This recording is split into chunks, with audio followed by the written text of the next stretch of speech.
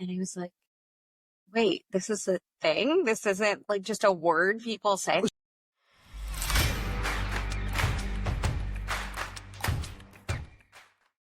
Multifamily investors, this is the show for you. We've got the legend here, Veena Jetti, on the show. You've been making an absolute massive moves in the multifamily space.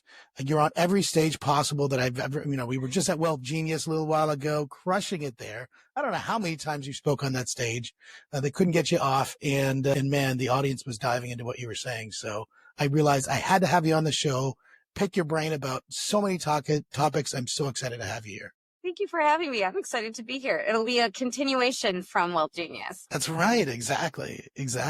Now I know. So let's talk multifamily, guys. So you've raised millions and millions in multifamily. And one of the things that I learned, a very hard lesson, is around, my first multifamily I bought was, the same mistake that most people make.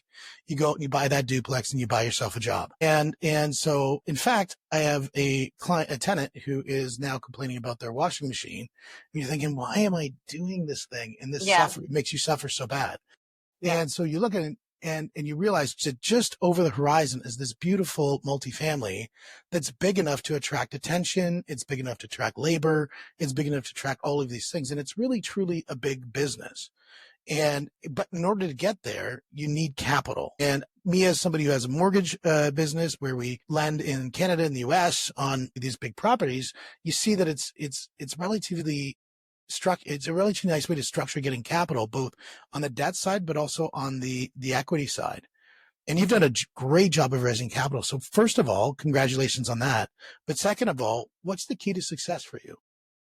Honestly, it is showing up every day over and over and over, even when things don't work, even when it is frustrating or you feel like you are failing, which happens routinely as you grow.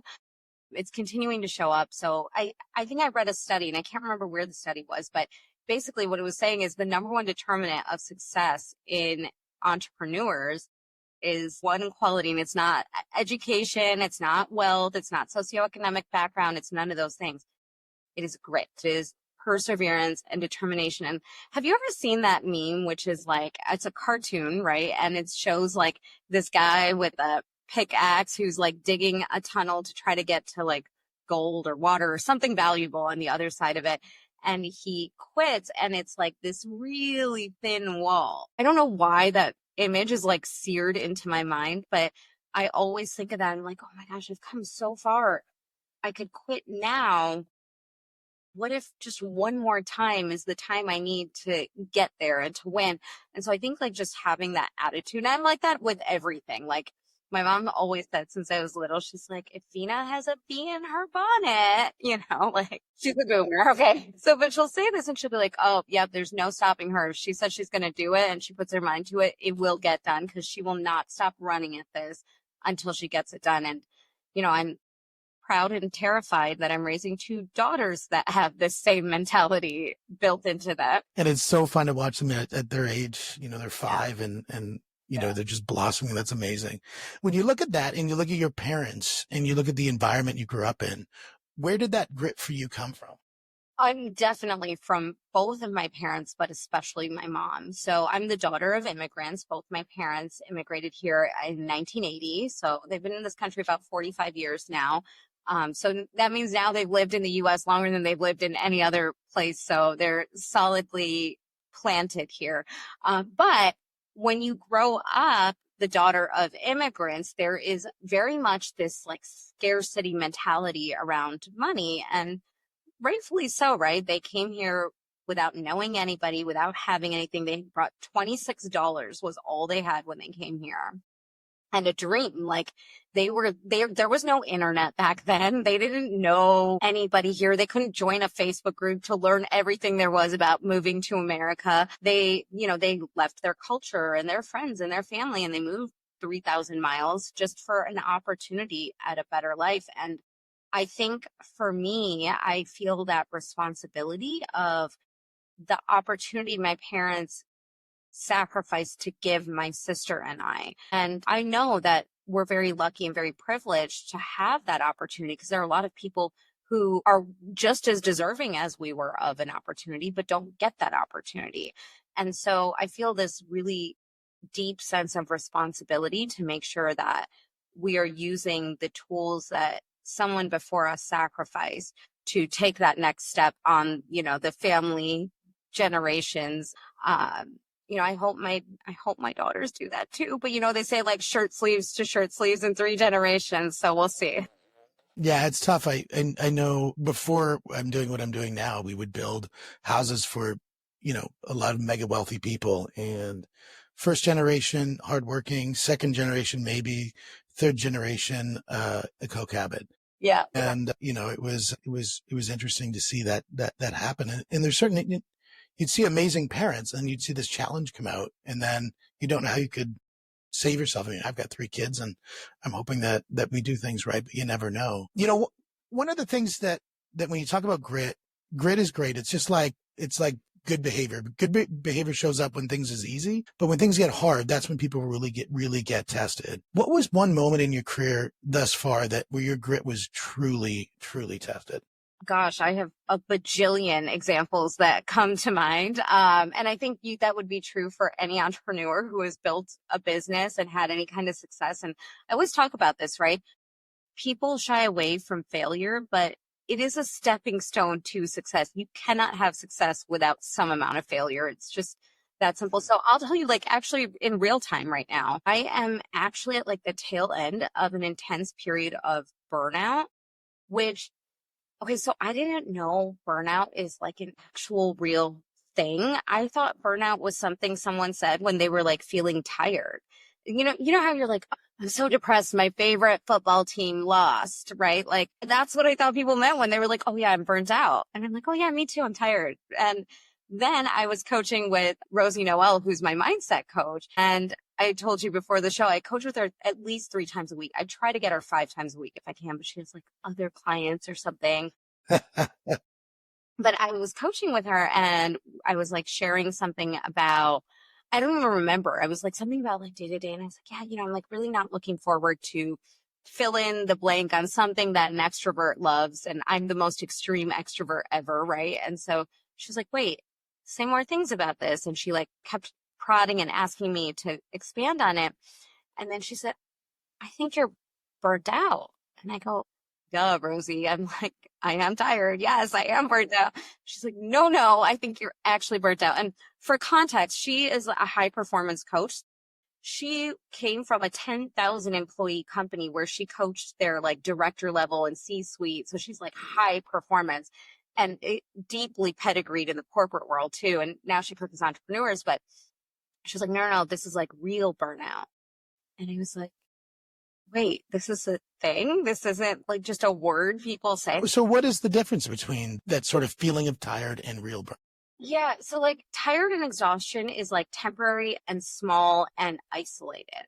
When you're actually like burnt out, it can spread. And the way she described it was, if you think about like depression, and she's not like a therapist or psychologist or anything, so take this also with a grain of salt, right? But when you think about depression, it's like that feeling of like not looking forward to things that would have otherwise brought you joy. It's like the feeling of not being fulfilled and not feeling rewarded from work that matters. And even when you have success, it's like kind of dulled and dim. And, and I'm not somebody that suffers from depression, so I can't really fathom what that feels like, but it's some on depression as it relates specifically to work, employment, and I run 100 miles an hour and I've been doing it for a really long time now. So she's like, it kind of makes sense that you're in this burnout phase.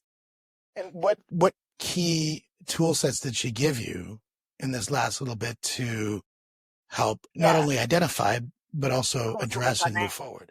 Yeah. And I'm like at the tail end. I can feel it. Like I feel myself, like the colors coming back to my cheeks, right? Like I can feel that. So I'm excited about it. So the first and most important tool was the awareness around it, because you can't solve a problem you don't know you have. And so just one, being able to acknowledge it and recognize it was life changing. Then she actually gave me this podcast. So there's these twin sisters that wrote a book, and I don't know the name of the book off the top of my head, but I'll send it to you so you can drop it in show notes.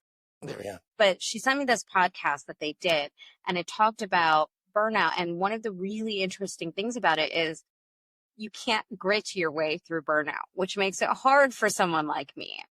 Because I was like, oh, okay, I'll just double down and work twice as hard.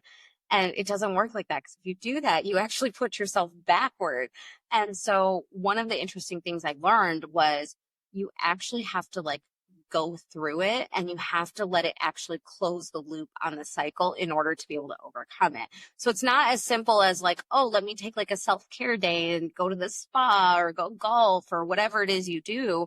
It's like the actual moving through the emotions and giving yourself time and space to recalibrate and adjust. And so like this happened to coincide with, it was like a month before I left on a month-long trip to India that I had planned to take my kids to meet their great-grandmother. And so I got a lot more downtime than usual there because I had already planned my schedule to be lighter, but I was still working. And so I was, working through the burnout that I had had. But I'm now a month after being back, I can feel it dissipating significantly now. So was it the downtime that did that, or was it the focus on thinking about how you're going to address it? I think it's both, right? The downtime allowed me the space and time and energy to really address what wasn't feeling in alignment, because that's like a big piece of it, right? Like part of what it was is I don't think everything I was doing felt in alignment or authentic to me. And I was struggling with that for a long time. And now I've just decided that that's not how I want to live anymore. Like I want to do and talk about and say and be things that feel good to me. And I also recognize now that this is not something like I can continue to change. I can have another version of me in another year or 5 years or 10 years.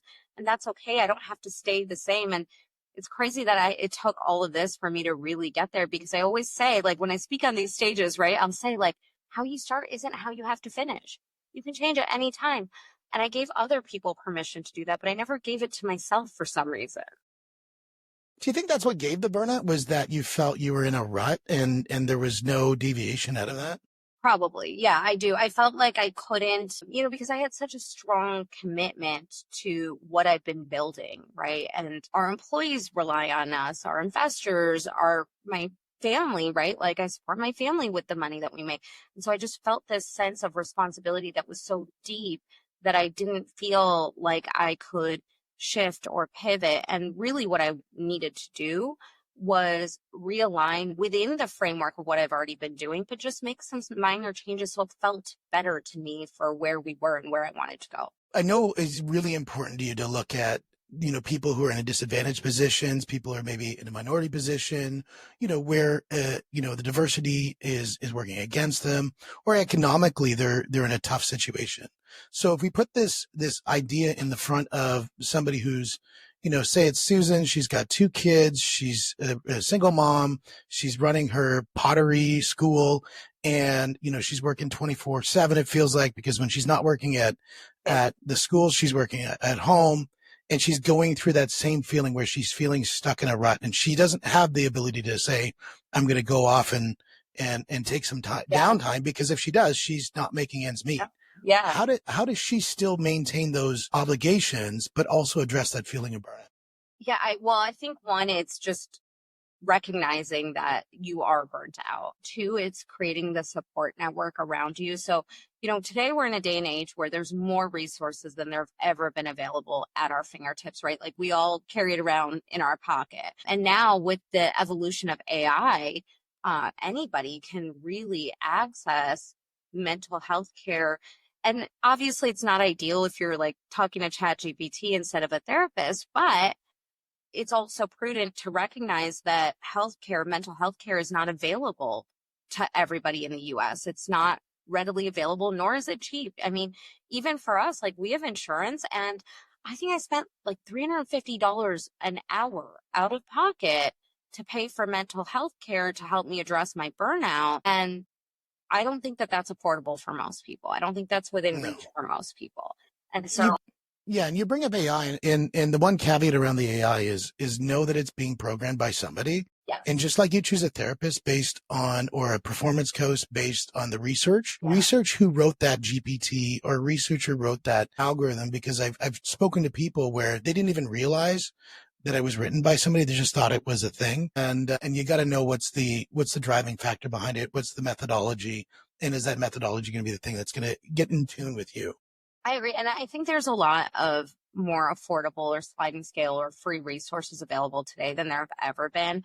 I know that Rosie, who's my mindset coach, right? She does free sessions where she will, and for this exact reason, to make it accessible. So she'll do like free group coaching that you can go to and you can learn. And, I think all of us have done some amount of free trainings because it's so important, at least for me, right? It's really important that I don't have a paywall in front of everything. Otherwise, people who are the most disadvantaged will never get an opportunity to be in these rooms. So, I would say if you really want to dive into it, find somebody that is offering low cost or free resources for you to dive into and be able to really immerse yourself in. Find a support network. And this is so much easier said than done when you are in the thick of young children motherhood, and you are a single mom and you are the provider. There is so much mental energy and unpaid labor you do that it can be really challenging. And this is why, they always say like self-care is so important, because you have to put your oxygen mask on first. Otherwise, if you go down, your children are completely dependent on you. And, it's like the pressure, but also the reason to reprioritize. And I think this is also why having other women who understand what you're going through around you, whether they're in your field or your business or anything, that doesn't matter. What really matters is that they uplift you, they support you, they cheerlead you, they're non-competitive, right? That's the way you really can piecemeal your way through the burnout.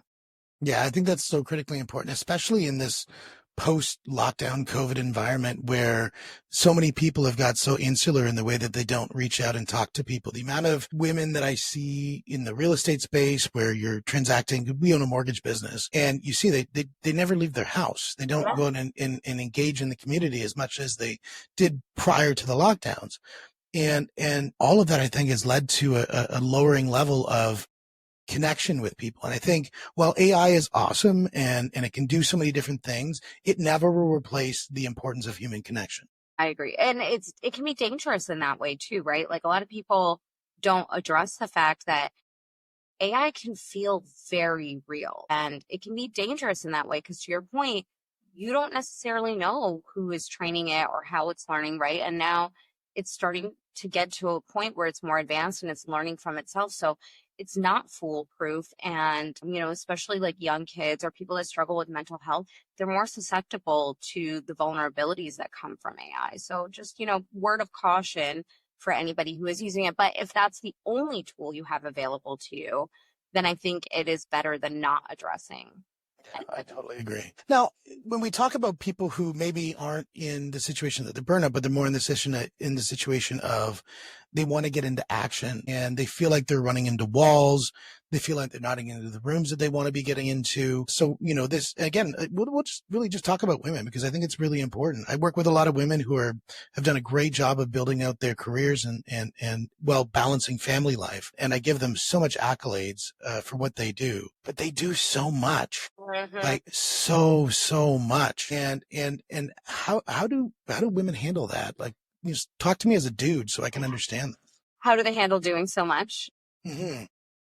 That's a good question. People always ask me, like, oh, how do you balance it all? And I mean, the reality is, I don't. I can't balance it all. In order to operate on everything that I do alone, it's impossible for any one human. So the reality is, I have a lot of resources. I have a lot of family around me. I have built my life by design, like very specifically. One, I have a very supportive, involved husband who is not only an incredible father, but he's an incredible partner to me. And that alone gets rid of like the vast majority of stress and struggle that a lot of women face. But then also, I have four very involved, active grandparents. I bought two houses in my neighborhood so that they could live a 10-minute walk from me. Very strategic, right? Yep. And they see my kids every day. Every single day, my kids see between one and four grandparents. And I think that's really special. And that is a different level of stress relief. I have nannies. I will order delivery of groceries. So I rely on a lot of services, and that's how I balance it all. But the reality is I do it poorly, right? Because when I'm here and I'm doing work related stuff, my kids are in Montessori, right? Someone else is taking care of them and pouring into them and nurturing them.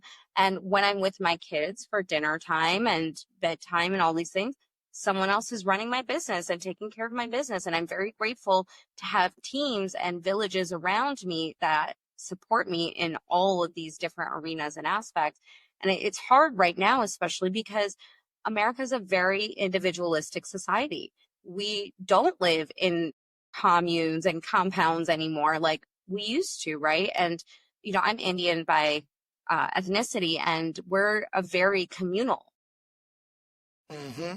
of America, right? So like there is a very strong cultural aspect of how we're raised to take care of our parents and take care of our kids and our brothers and our sisters and even strangers we don't know, right? Like Indian people will do business with Indian people because we share this one commonality that, I don't know if it means anything or not, but it does enough to have that needle move forward. And so there's community, and community is absolutely the key to being at any level of true success. It is very hard to do it without community. I would take it, if I were going to take it more into a business term, and the community certainly is used a lot in a business environment, but I would use the word leverage. And the reason why leverage is really important, because, a lot of people say you can make it a limited amount of time, but you can't make it an unlimited amount of hours. You only have certain hours in a day.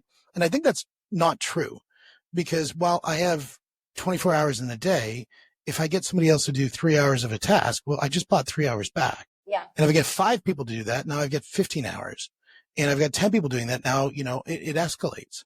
And so you can actually get an amplification on your hours just through the idea of leverage. And then those people get the leverage from you. And so it's this mutual relationship of leverage between the two of you.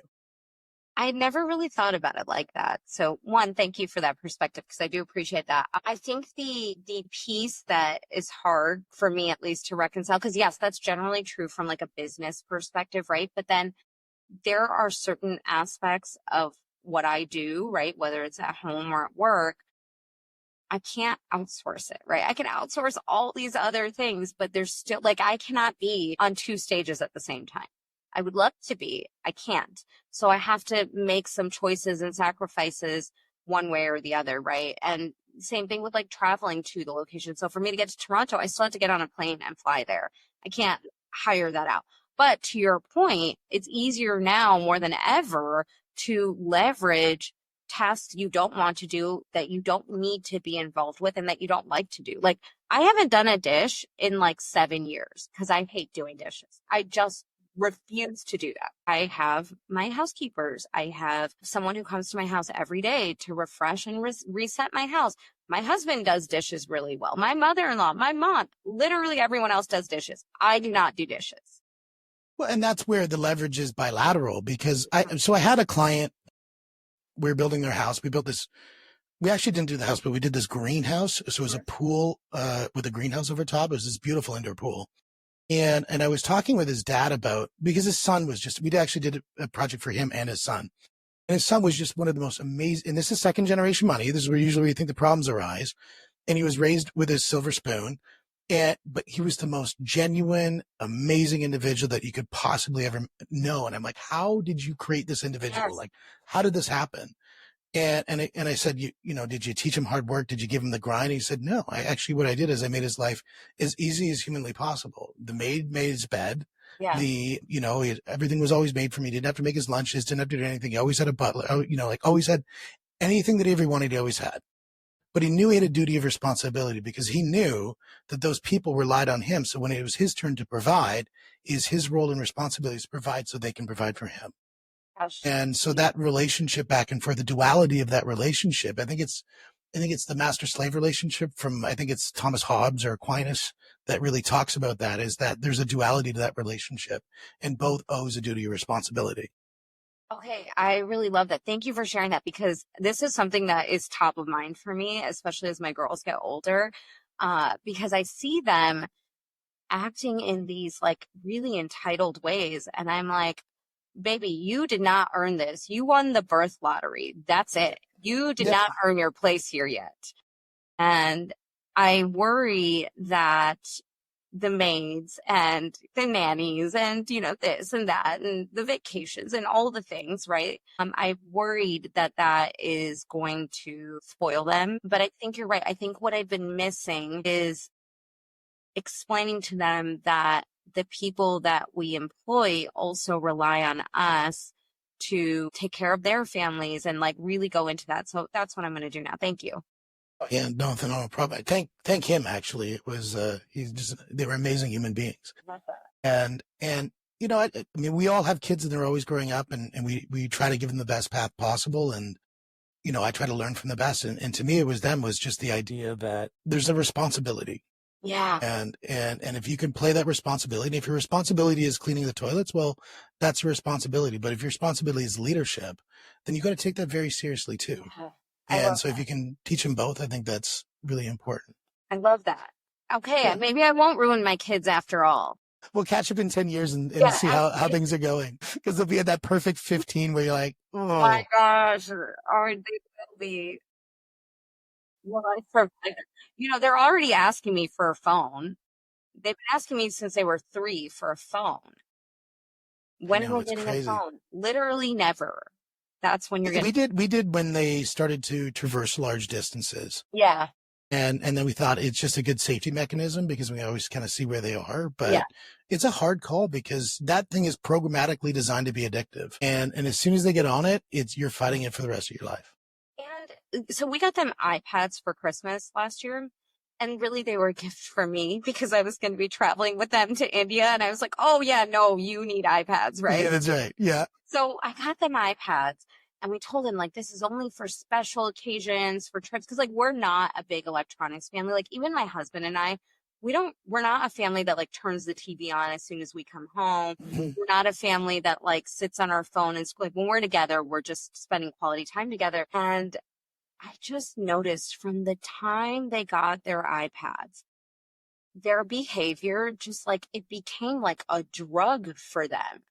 Very much so. Everything was like, can we have iPad time? Can we have iPad time? And I'm like, maybe if you make good choices and then they'd be like, oh, okay, we made a good choice. Do we get I'm like, oh my gosh, you are already addicted to this. And I do not like this. Like, I want you to be able to go without electronics for much longer than you can right now. Yeah, that's probably one of the hardest things most parents are dealing with right now, because not only are you fighting it with your kids, you're fighting with the parents of other kids, because your kids now are the ones not on the device while the other kids are, and now Yes. they're being ostracized Yes. because they're not on the device. Yes. And it's a very hard battle. And I don't know what the right answer is on that one yet, other than just getting them really super busy doing as many things as possible outside of being on those devices. I hope so. I mean, because I will not last very long if they keep pressuring me like this because it's so much. But there is a caveat around all of that. And if you look to the future, say we go 20 years to the future,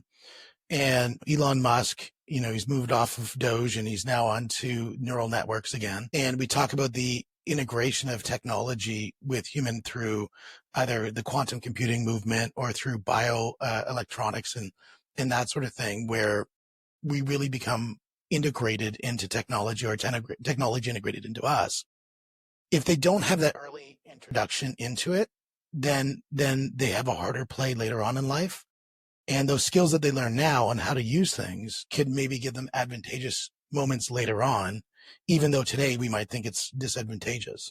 And I don't know I the do answer on agree that. with that generally. So I talk to them like we explore ChatGPT together because I want them to know what prompt engineering is. I want them to understand chaining, right? So we do explore that together a lot right now. And I try to like model the curiosity and then how do we solve for whatever we're trying to figure out that maybe mommy doesn't know yet. But to your point, I also have them like there's this app on their iPad and it's like for coding and it's like a video A game. Scratch or? Yeah, it's like one of those. It's called like Yeah. Code Spark, maybe. Okay, yeah, Code Spark, yeah. Yeah. Yeah. And so it like teaches them how to code while they play a game. And I'm like, oh, great, you can learn how to code because I want them to do productive things. But really, what they want to do is they want to watch like these YouTube videos of people playing with the toys that are literally sitting in their playroom upstairs. And I'm like, why don't you just go play with the actual toys? They're like, no, we want to watch them play. Well, they get the dopamine dump without the work. My gosh, it's awful. Yeah. It's crazy. Yeah, it's nuts. And again, it just comes down to like the idea of balance, I think. And you have to balance that exposure to that protection. Yeah. And eventually that balance has to start to open my oldest is 15 and now you have to let them start to fail. And that's probably one of the hardest things to do. Yeah. Yeah, that is hard. Honestly, the thing that scares me the most about technology with them is social media because it's just like brain rot. And also, especially for girls, their self-esteem just takes a massive hit. The kids that get cell phones early on and social media early on have just like more anxiety. There's a guy, I don't know if you follow him, Officer Gomez on Facebook. Oh, he's great. He's like a resource officer, but he does a lot around tech safety and he talks about like how to handle all these different apps. And he's like, listen, don't try to outsmart your kid because they have 24/7 tech support when they're at school. All their friends are telling them all of the things and they're troubleshooting and they're moving fast. So you will never be able to keep up. Do not try to do that. Instead, we have to like give them responsibility and teach them the guidelines and the parameters and create these really strong bonds with them so that if or when they do find themselves in trouble, they can come to us and we can help them navigate it. We went through that with our kids where we put up the firewalls and the family link and all that other stuff. And then you see that they actually still get on because you catch them at one point and they get under their phone. And because they found that they could put on airplane mode and then go onto and they found all these little hacks. Yes. And while you're slightly upset that they did that, you're also like just a little bit proud. I'm like, when they like negotiate with me, I'm like, I'm really proud of you, but also like, don't use it against me. That's right. My son said to me, he's like, I thought you wanted me to stand up for myself. Like, yes, just to me. Just not right now. Yeah, exactly. Yeah. And he's like, isn't that when it matters most? I'm like, no. You're right, but you're wrong. But also no, yeah. That's right. It's so funny. Now, I want to pivot back into the idea of talking about you, not only as a person, as a mom, but as a businesswoman, because I think you've done so much. You speak so much to people. And one of the things I thought was really interesting is when you start talking around the idea of ethical investment. I mean, I was just down in Cleveland a little while ago looking at multifamily. There's a lot of neighborhoods that need a lot of gentrification, a lot of work, while still making it affordable, for the people who live there. How do you go into one of those things where you're talking about capital raising and we're going to get you this massive returns. We're going to boot all those people from the homes they lived there for 30 years and we're going to get you those updated rents and really get that sweet cap rate up. Yeah. So I think that it is a challenge, right? Because on the one hand, my most important directive or focus is always going to be to my investors, right? Because they're the ones that are the lifeblood of any investment company. And so delivering a strong, healthy IRR and return to investors is absolutely without question the focus. With that being said, I also choose to invest in projects and in areas where we would not be taking advantage of populations that maybe can't afford basic housing needs, right? So we don't invest in Section 8. You can make a lot of money in it, but it's not something that I do. It's just not in our wheelhouse, if you will. All of the assets that we focus on typically will have about $100,000 or more median income in the area. So if they're a little bit more of a solid tenant base, typically our target tenant is going to be somebody that is saving up for a down payment and then moving into a house. So they're So good. then you're using that natural selection that they're deselecting themselves out of the property, and at that point you can up the rents as necessary. Correct. And then, to take that even a step further, right, outside of the multifamily investment specifically, I do a lot to make sure I'm giving back to causes that help support communities that aren't as advantaged, right? So, like, for example, I like judge a science fair at a local school that is predominantly Spanish speaking. I go and speak at a high school every year. I go and speak at one of the largest high schools and high school fairs about career options, and that's predominantly to brown and black kids. And we donate to various causes that support missions that are in alignment with what I'm trying to do. I have my kids go and volunteer. We just did the world's largest toy drive last year. We did the Dallas chapter, and I think we ended up donating something like 10,000 plus toys. And it wasn't just me, it was a whole community. Yeah, of course. Yeah. Well, I think that's important because I think a lot of times, I mean, this is the Money Mindset Mentoring podcast, and money mindset, I think, is one of the most important things that people need to be able to reconcile. And what you've done is you really said, look, I have a duty and a responsibility, a fiduciary duty to my investors to ensure that I'm, producing the highest return. And I'm going to do that through a way that I deem as ethical because I'm attacking a market that I believe is one that gives me the returns, but also allows me to be ethical in the process, that I don't have to make those hard decisions. But that being said, is you look at not only the money that you make, but the impact of the money that you make, because after that return is made, you then can self-select where the direction of where those funds go and really create impact. Yeah. And you're not actually mixing the two together, but rather succeeding in one so you can make the other. Exactly. Yeah. So, and that's the thing, right? Is knowing that I am capitalizing on one thing over here doesn't mean that my impact has to stop there.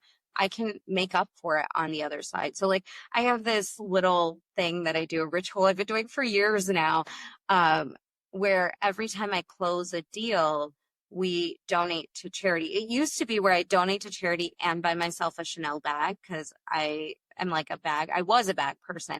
But now that I have kids, I'm like, oh, I'd rather go and like experience something with the kids instead.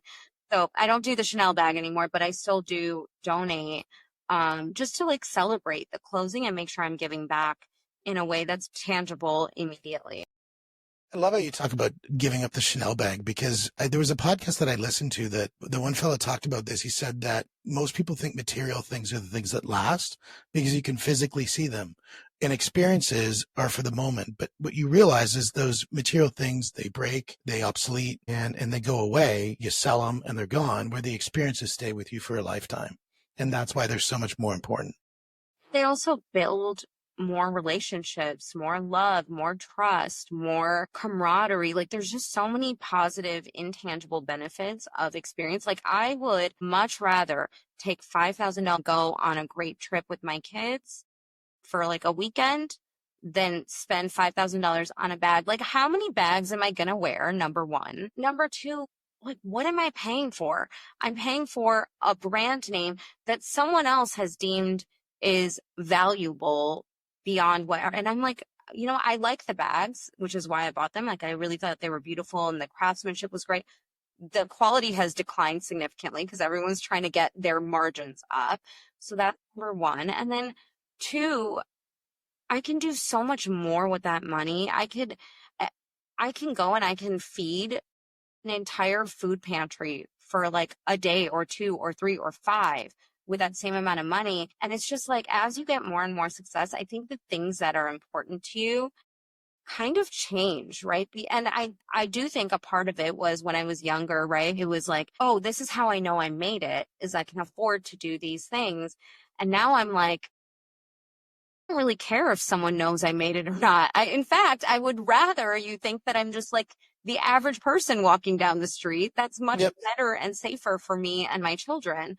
And I don't want to impress anybody else. I don't care about that. I care about impressing myself, and I care about, my family being happy and healthy. And like, that's what really matters. And I think having children is what absolutely changed that perspective for me, like almost like a light bulb. Because when Vivana, my twin A, was 10 weeks old, she was diagnosed with a liver tumor. And at the time, they diagnosed it as a hepatoblastoma, which is a pediatric cancer. And I mean, I remember that moment like it happened yesterday. And that's something that money does not necessarily make better. It did, and I was able to do a lot more because of our money and our resources. So I'm very grateful for that. But ultimately, when you have something like that you're up against, cancer doesn't care how rich you are. It doesn't care how many Chanel bags you have. None of that matters. And that for me, I think was like a big turning point where I was like, oh, this isn't the stuff that's important. This isn't what matters. What matters is the time, the energy, the love, the happiness, the pure joy I have with my family. That's so critically important. And I think a lot of times people say money can change you. You know, my fundamental belief is money really will just amplify who you really are, because you just maybe just didn't have the option to make the choices that you're going to make. And now that you have the options, you're really going to show who you're actually really are. Absolutely. And let me close the loop. She actually the tumor ended up being benign. So very lucky and very grateful. And again, you know, it was community that really helped get us there. One of my investors is the one who helped us diagnose her properly. And, you know, I'm just really grateful that I had so many people that intervened to help, and she's healthy and thriving now. Well, that's interesting that you talk about the investor who helped you, because that's not a money situation. That's a proximity situation. It is. And that is super interesting, and good for you to have that. Multiple investors stepped up, and you know, they reviewed. I have a lot of doctors that invest with me, and so they like reviewed her cases. I had one investor who rallied a group of 14 other specialists to look at her case and decide what to do there. I had another investor who made a phone call to a specialist that I couldn't get into, and he called and said, "Hey, this is Dr. So-and-so from wherever. I'm a GI specialist. I have a very close friend. I need you to see her. She can't get in for 6 months, but you need to see her daughter right away. I need professional courtesy here." And 2 days later, I was sitting in that doctor's office. That's amazing. With my daughter. Now, again, we talked a little bit about the duality relationship of, you know, parents with their kids, or their kids with the people that support themselves, such as the nanny and that sort of thing. Let's talk about that relationship with the investors, because what they just did is they really did a wonderful job of reaching back out to you and making sure that you're looked after. I want to talk a little bit about this past 3 to 5 years where we've gone through this pretty dramatic cycle, and where they're looking to you and saying, are we okay? And number one, what did you do to protect them? Number two, how close to the threshold did you get in some of those situations where there's some precarious moments, and just kind of give a little bit of landscape around that? Yeah. So we actually have always been on the conservative side. Even back in like 2020, 2021, before interest rates were going up, you were throwing a dart at the wall and making stupid money, right? Even then, we were really conservative. I remember we would have like colleagues or investors looking at deals, and they'd almost like ridicule us because back in 2021, we were underwriting for an increase on interest rates. They were like, "Are you crazy? Interest rates aren't going up." Oh, like all this stuff. And we even got it wrong there, right? We slowly increased interest rates over 2 years. And that's not what ended up happening. It went sharply up. So we were right. We just were wrong about the timing and how fast they would go up.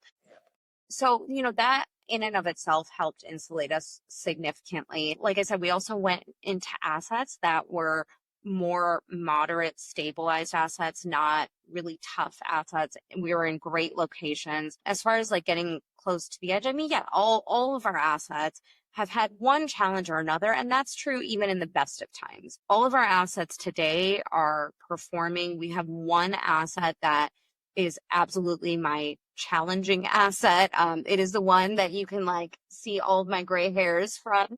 But I think the thing that we do really well is we always make sure to communicate with investors. And this is the biggest thing I can say to anybody who is raising capital or managing anybody else's money. Communication is the gold standard for anything that you do. And when you think you've communicated enough, double the amount of communication you're providing, because it's not enough. And investors just want to know. And look, my experience too is that investors, and I'm an investor too, right? Investors are okay with bad news. They know that this was not a guarantee. If you've done your job correctly, they knew there was risk going into it. They are willing to risk this money anyway and invest for a chance at a bigger return. The absolute key to that, though, is making sure you're communicating what is happening and why it's happening. So investors will put up with a what if you give them a why. So what we're doing is we're pausing distributions, we're making a capital call, we're bringing in another partner, we're putting pref equity on the deal, whatever that looks like. That's the what. Explain to them why. The asset is struggling, the market is softer, market rents are softer, cap rates expanded, interest rates are too high, our rate cap is expiring, whatever it is, right? Tell them and be transparent and be honest and be vulnerable and authentic and communicate often, communicate early. Yeah, that makes so much sense. I think too many times people assume that they're bothering somebody by giving them information, or that they're just going to mishandle the information. So better just, we'll wait until we get better news. And that strategy, I don't think has ever worked. No, I know this specifically because I tried that one. Back when COVID hit, it was so chaotic because everything was moving so fast. And also, I'm married to a frontline physician. So I had like this whole other set of stressors that I'm like, is my husband about to die? Like, what's going to happen? Right. And when COVID hit, I had partners on the deal that we were not in alignment on how we should be communicating and how we should be handling investors. And my gut instinct was, let's reach out to them and just say, like, hey, we don't know what's going on. We heard there's this thing called COVID. We don't know what it means. No one on the face of the planet has ever dealt with a global pandemic. So we don't know what this means for your investment, but we're looking, we're on top of it. And we did a lot of things to insulate from any of the downside that could potentially happen. Little did we know it would be like the biggest boom in real estate pretty much ever immediately following COVID, but we didn't do that initially. And then, and I also empathize and understand why my partners were like, let's wait till we have better information. We're going to get all these questions. We won't know how to answer it. We won't know what's going on. And I understand that. But I know now without question that what we should have done is communicate the way that I had initially suggested. And eventually I got too stir crazy waiting. And I said, you know what? I'm just going to do it. It's better to ask for forgiveness than it is to ask for permission. I sent out an email, and the overwhelming positive, supportive responses I got from investors was absolutely an indicator that I made the right call there, even though like I said, I had to ask for forgiveness a little bit more than the permission in that instance. Well, that's okay. It's okay. You made the action, and you took, and clearly it's paid off. And one of the things that I think is super challenging, especially for in the capital raising environment. I don't know if you ever go on Instagram. There's a capital raising guru on every corner of Instagram. Yeah. And so all promising, instant gratification. You're going to go from zero to hero in 6 months. You'll be able to retire your seventh generation. I think Adam Grant says that in a world that rewards instant gratification, discipline is revolutionary. And do you feel that in real estate that long-term thinking is sort of being replaced by these Instagram-worthy wins, and how do you combat that? I think that is a toxicity of social media culture for sure. It's not true. The way I combat it, right, is I do a lot of education. I talk about this a lot, and I tell people, I'm very clear. I don't care where you go to get education. I don't care which guru you follow. I don't care what conference you go to, what VIP ticket you buy, what mastermind, what mentorship. I don't care. That is not the easy button that you think it is. This is hard work. More importantly, when you're raising capital from investors, this is a significant responsibility. You cannot be careless. You cannot be sloppy. You cannot be half-assed about it. You have to go into it with intention, with purpose, with discipline. Like Adam Grant said, right? Like discipline is becoming harder and harder to find. But if you can hone that skill and keep your focus, you can be successful. It is not easy, but it is absolutely worth it. Do you think there should be more regulation in the way that capital raising occurs? I think that there should be a change in capital raising. What I mean by that is when you go to Instagram, the thing that horrifies me the most is how many well-intentioned people teach others, saying they're gurus, that have never done a deal themselves, that haven't raised substantial capital, that haven't been through a down market, that just don't have any kind of formal education. And now all of a sudden they're charging someone 50 grand to learn how to raise capital, but they're doing it the wrong way. The biggest one I see, right, is the broker-dealer violation. I see this rule violated left, right, and center. And so let's explain that a little more for the listeners who don't know what you're talking. So the broker-dealer rule essentially says, the SEC says, and this is for U.S. securities. I'm sure there's some variation in other countries too. But for U.S. securities, it says that you cannot get compensation, transaction-based or success-based compensation for raising capital. So what that means, and this is the most common thing I see from the internet superstars, right? What they'll say is they'll be like, oh, we have the loophole to the broker-dealer rule. No, you don't. You do not have the loophole. You think you are smarter. You think you have the SEC fooled. I don't think that they will see it that way. So what they'll say typically, right, is they'll say, Steve, bring $1 million to my deal and I'll give you 3% of however much you can raise. If you bring 5 million, I'll give you 3% of that. You cannot do that because it's based on the success of how much you raise. The way that they loophole it, and it is not a loophole, I want to be like so crystal clear about it because I don't want you guys to hear just one thing I say, right? But the loophole that they say exists, that does not exist, is they'll go, Steve, bring me $1 million and I'll give you 10% of the GP for every $1 million you bring. That is still a violation of the broker-dealer rule, unless Steve is a broker-dealer. And then they go, what's a broker-dealer? And I said, not you. It's not you. If you don't know if you're a broker-dealer, it's not you. It is right. If you don't know, you're not. You're not. Yeah, if you don't know, you're not.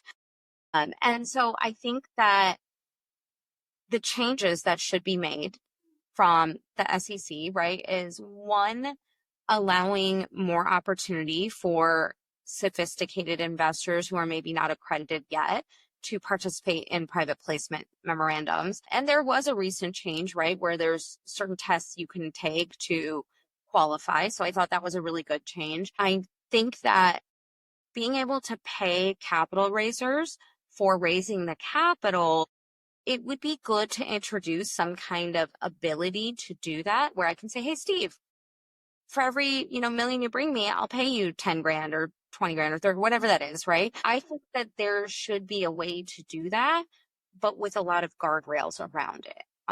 So maybe there's some kind of a test, or maybe there's some kind of registration or a licensing process. Like, honestly, I wish that there was a licensing process for raising capital because it would really take out a lot of the bad actors. Yeah. Yeah. And I think that's so important. I think in the mortgage business, which I'm in the real estate business I am, it always seems that the rules are made for the people who subscribe to them, but not for the people who don't. And so they cannot enforce on people who are not realtors or mortgage brokers. Yeah. Well, those are the ones that are violating the rules 9 times out of 10. I feel like this is like my HOA approvals. I go and I ask for approval and they're like, absolutely not. I'm like, 18 other houses in the neighborhood have done it. They're like, oh, well, they didn't have approval. And I'm like, why did I ask? I know, right? And then I live in a heritage district and we wanted to put board and batten siding, not horizontal siding. And they said, well, you can't do that. And I said, well, I went through the neighborhood and I did a percentage of the neighborhood. And I think it was 57% of the neighborhood has board and batten. I said, well, but they never got approval. So I'm just going to do it. Just do it. I mean, I'm facing the same issue. I'm like fighting with my HOA right now over. They're just telling me that they just don't want me to ask. Yeah. Yeah. And I'm like, oh, okay. Then I just won't ask. And I guess this is another instance of asking for forgiveness and not. Yeah, that's right. Well, I think standards are what you accept, not what you said. And that's what they're telling us. And don't do this with the SEC. Always ask. Yeah, that's right. That's not what we're saying right now. Don't do that with the SEC. Always ask permission with the SEC. Yeah, there's certain bodies that you don't mess with. Yes. The Heritage Department, you might get away with it. The SEC, probably not. Yeah, not so much. Yeah, probably not. Yeah, that's interesting because I think there's a lot of people who go to these events and I see they spend their last dollar on going to that event and they can barely afford the hotel room, let alone the $10, $12, $50,000 they just spent on their Amex. And then they think that they're going to do capital raising as their single source of income. And is that a thing? Can somebody do that? I mean, it depends, right? Like, do you need $100,000 a year to live a good life, or do you need $1 million a year, right? It depends. And then depending on what that looks like, right? But if they can't get paid to capital raise based on the SEC rules. So they can still get paid from their capital raising activities. It just can't be the thing that they do for someone else's deal. So for example, I could have a deal and say, hey, I'll be the operating partner. Steve, you come in, you raise the money, you be my JV partner, you be the equity partner. That would be totally fine. But you still do have to register with the SEC. You have to register that you're relying on an exemption. So it's an unregistered security, but we still have to tell the SEC, hey, we're selling this unregistered security. So, and how many of those type of deals do you do today versus what did you do at the beginning? Well, at the beginning, I did more because there were more deals available. So I would do multiple deals in a year. Last year, I did one deal. The year before that, I did one deal. The year before that, I did two. The year before that, I did two. The year before that, I did one. So it just really depends on deal flow. But now the deals I'm doing are large deals, right? Like we close anywhere from $50 to $150 million deals. So these aren't small deals that we're doing. But you absolutely could make a living off of raising capital, especially if you're very good at it. The question is, will you find enough deal flow to deploy that capital? And two, make sure this isn't a question, this is a statement. If you're going to do it the right way, have a securities attorney. I'll give you a really great resource. So my securities attorney puts a lot of free content and education on his Instagram. His name is Nick the Lawyer, NIC the Lawyer on Instagram.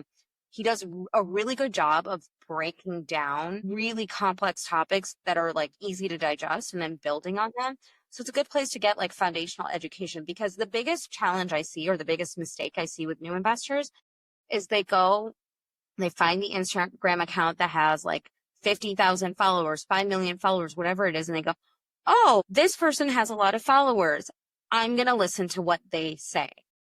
And, oh, they charge 50 grand for a year in their mentorship program. And, oh, they have all these testimonials. I'm going to be rich too. You could be. It is definitely possible. I personally don't like to take anybody's last dollar because I don't feel good about it. But I will say, I talk about this so much that I have people now that'll like come to me and go, I didn't tell you that I took a HELOC out on my house because I knew you would say no to me. And I'm like, what do you mean? I absolutely would have said no to you. And, there's this guy, Andy, who did this. And then he's like, now I've closed on like 3 deals since then. I've bought 170 something doors since then. It's the best decision I ever made. Yes. That is the exception, not the rule. That's right. And I think it's important. And I think that when you have a platform, right, whether it be a podcast or a social media account, or you speak on stages or whatever it is, you are automatically given a level of credibility that maybe you earned, maybe you didn't, right? Like we don't know for sure. And I think that there comes a big responsibility with that. And we have to be good stewards of the messaging that we are delivering and the way that we are talking about it. And I think it's really important for anyone who goes on Instagram to remember this is the highlight reel of everybody's life. This is not life all the time. This is highly curated. Everybody, puts their pants on the same way in the morning, one leg at a time. So when you see the cars and the planes and the yachts and the bags and the vacations and all the things, the lifestyle things, just know that's just one sliver, maybe, of their life. And a lot of people on Instagram fake that. Like the number of people that I have seen rent Airbnbs to talk about their mansion, or rent the Lambo, or, I know people who will rent time on a grounded jet just to film content on the private jet to make it seem like they've reached a level of success or, achievement that they really haven't. It and well, I heavily frown on that. So Yeah. that's number one. I can understand what they're trying to do because I know there was a time where, I don't care about material things at all. And I was out, this is the beginning of my real estate career, and I'm out showing houses, and I have this old Volkswagen Jetta. Like, this thing is just nasty. But I bought it for like $2,500, and it just worked. And I'm driving down this road, and it had a lot of speed bumps on it. Yeah. And the back trunk just starts popping open. And my car, because it had shocks, but my car's like twerking as we're going down the street. And my client's following me, and we're going to show this house. And the house is, I don't know, like 800 or a million, something like that. And I pull in with that, and I'm just going, I'm mortified. I'm like, maybe I need to do this. And sure enough, there's another real estate agent there, and he's got his brand new Tesla Model P or whatever. And my client said, oh, he must be really successful. And I looked at it, I was like, the greatest thing about real estate, I could just look up his transactions. Yeah. I made way more than him, probably 3 times as much as that guy. He's and I'm like, but I don't care about that. But the image is so important. When people, they look at the image of success, not the reality of success. And most of the very wealthy people that I've dealt with in any aspect, you would never know when they walk in the room. Yeah, it's like the classic millionaire next door, right? Like, my parents are self-made millionaires. They retired early, and my whole life, it wasn't until like the last 5 or 6 years that they had 2 cars. Before that, they had 1 car that they just shared between them. And by the way, the car that they shared, my entire childhood, my parents had never owned a new car. And my dad had this thing for like white Nissan Maximas. That was the car. We always had the white Nissan Maxima. And look, I'll tell you, maybe I'm like my father's daughter. I don't know. But of all the cars that we've ever owned and that we even have now, if you let me choose the car I drive all the time, it is the Kia Telluride. No Really? about it. It is hands down the best car I've ever had. No one will ever convince me otherwise. And when this one is, ready to go to the grave, I'm getting another one. Kia should pay me, actually, because That's right. That was a heavy sponsorship right there. That's a big, you're looking for sponsorship deals. Yeah, Kia, reach out to me, Kia. I got you. The ultimate luxury, Kia Telluride. That's amazing. That's amazing. Probably the most expensive car I ever bought was it was a Model Y, Tesla Performance. Yeah. But it actually was the cheapest one I ever bought, because I got a $55,000. I bought it for $93,000. Yeah. I got a $50,000 tax write-off. I got all the HST back, and I didn't have to pay for gas, no oil changes, no nothing like that. And so it was actually, while it was the biggest capital outlay. Yeah. It was the best return. Right. And I kind of think about that when I think about multifamily. Multifamily is very similar. It's like there's this big, huge capital outlay. Yeah. But your return is going to be better because it's more stable than when you look at that smaller one. Absolutely. And that's why I like multifamily, because I think it's significantly less risky than other asset classes. And so I want to hit with a couple really punchy questions just to kind of to close things off. So what is the number one myth about multifamily that drives you nuts? That you have to start in single family first, or that it's for billionaires and millionaires. And when you look at neighborhoods around the United States, what is the hottest one and what is the least hot today? Hottest one today is some of the Dallas submarkets. So we just bought an asset in Addison, which is a submarket of Dallas. That is probably one of the top markets you can buy in. The least hot market, that's a hard one. I have a lot of answers for this. Generally, the California markets are not great, but then you carve for San Diego, right? San Diego is doing really well. But like San Francisco, it's really hard in the Bay to make a good return. New York is tough. Even Florida has gotten really hard recently because they have an insurance problem there. Same with a lot of parts of Texas. Houston is really tough now. So it's hard to say the worst, but I think the best is still Dallas by like objective measures. Also, I live here, so I just know it really well. That makes it so much easier. Yeah. Now, what's one belief that you hold to be true that most people in real estate would disagree with? That's a good question. What is a belief? Well, I don't know that most people would disagree with it, but they won't actively take action toward it, or at least not as much action as I'm willing to take. And that is, I believe unequivocally that women deserve to be in rooms where decisions are being made at the highest levels. And I think that women are I know that they're solid investors. And by every metric that any investor cares about, every metric, women outperform their male counterparts. So that tells me that if you don't have diversity and you don't have women in the room at the decision-making levels, you probably aren't working with the best. And I'm not interested in working with the second best. Well, I love that because my mortgage brokerage is predominantly women, and I agree with you 100%. I want them to lead my business, to be honest, but that's a whole nother discussion. And a quick tip, what's the best way to vet a deal in under 10 minutes? In under 10 minutes. First and foremost, just look at the business plan. Investors are better at this than they realize. If you look at a business plan and you look at what's the average median income, so what's the average income of the houses in the 1 or 5 mile radius, right? And let's say it's $50,000. Just look at what the business plan is. If they're planning on charging $2,000 in rent after they renovate, who are your tenants going to be, right? You have to look at it from a pragmatic standpoint and put yourself in the shoes of the tenant that would be living there. So your resident is making about $4,000 a month. Can they afford $2,000 after they pay taxes? And remember, they still have to pay for grocery and insurance and gas and cell phone and all the other things. The Telluride. Right. The Telluride needs to be paid for, and they can't afford the rent. And so you're going to have a major occupancy or bad debt or both issue. So that's one thing I would look at. The second thing I would look at is what is the business plan and what is the type of asset that you're buying? So are you buying value add? Are you buying core plus? Anybody who puts a class B value add deal in the US in front of me and is like, oh, we're going to get a 20% plus return. No, you're not. You are wrong, or you don't know that you're wrong, and both are terrifying. So run away from those deals. For today's market, there was a time where we hit 20% all day long and it was easy. And then the third thing I would say is more than vetting the deal. If you're a passive investor, more than vetting the deal, you're vetting your sponsor. You need to know that the person that you're investing with is going to have ethics and morals when they show up to do your deal. And if they cut corners when it comes to raising capital, where else are they cutting corners? Yeah, if something's showing up in one part of your life, it's definitely showing up somewhere else. And I totally agree with that. Yeah.